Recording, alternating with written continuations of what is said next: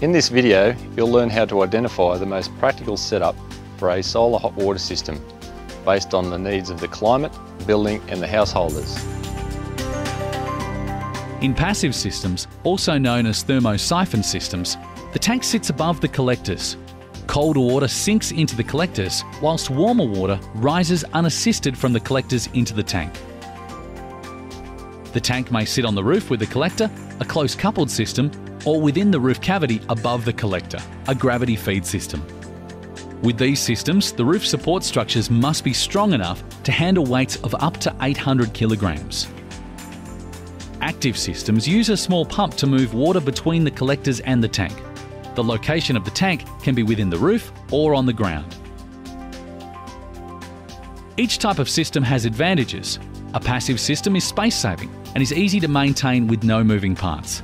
An active system is unobtrusive, lightweight, can use an existing tank, and the tank can be located closer to where hot water is used, reducing heating loss in pipes, but the pump uses some energy.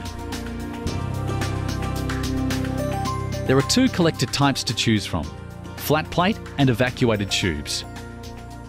Evacuated tubes have the advantage of receiving perpendicular radiation for a greater part of the day. This, combined with their vacuum insulation, means good winter performance. Flat plate collectors, particularly if purchased as part of a closed-couple system, can be more affordable than evacuated tube collectors. However, the prices of evacuated tubes has fallen in recent years. Collectors should ideally face true north in a shade-free position. Facing the collectors 45 degrees from the north will result in only minor reductions in performance. The ideal inclination is the angle of latitude plus 5 to 10 degrees.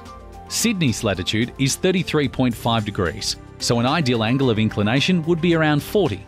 However, plus or minus 15 degrees would still provide adequate performance. If your collectors face due east or west, the lower the angle of inclination, the better. However, to allow thermosiphon flow, you must always keep the angle above 10 degrees.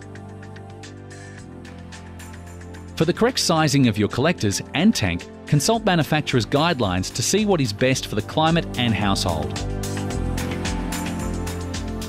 In places with minor frosts, evacuated tubes may offer enough inbuilt protection. In climates with regular frosts, indirect or closed-loop systems are the most popular and reliable form of frost protection. Instead of water, an antifreeze fluid is heated in the collectors. The antifreeze passes heat onto the water via a heat exchanger. The antifreeze does not come into contact with the household water supply. Other frost protection methods are available, such as frost protection valves, temperature programmable pumps, and drainback systems. In an Australian summer, water in collectors can easily approach boiling point.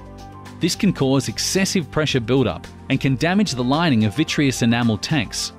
The Australian standards state that solar hot water systems must provide over-temperature protection without draining water, so a temperature pressure relief valve is not enough. The most common way to prevent overheating in the tank is by automatically stopping the circulation between collector and tank when the tank water gets too hot. This can be done using a solar control valve or a temperature-controlled pump.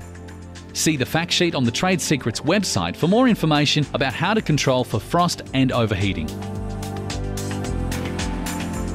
The solar hot water system will require boosting at some times of the year.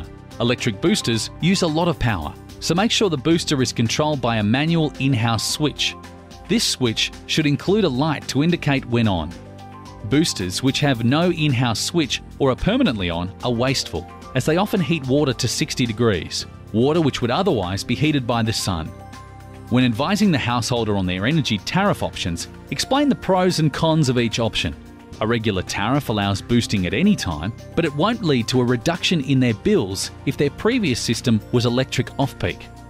Off-peak will be cheaper, but may not fit the hot water usage patterns of all households. If available, extended off-peak or off-peak 2 is often a good compromise. Natural gas boosters have the advantage of lower emissions and running costs compared to electric boosters, and also aren't subject to time of use restrictions. Install a timer on gas storage boosters to ensure the gas does not heat water which would otherwise be heated by the sun. So, select the system for the climate and use appropriate temperature controls. locate the collector and tank to maximise performance, install a manual boost switch, and connect to a tariff which minimise emissions and costs.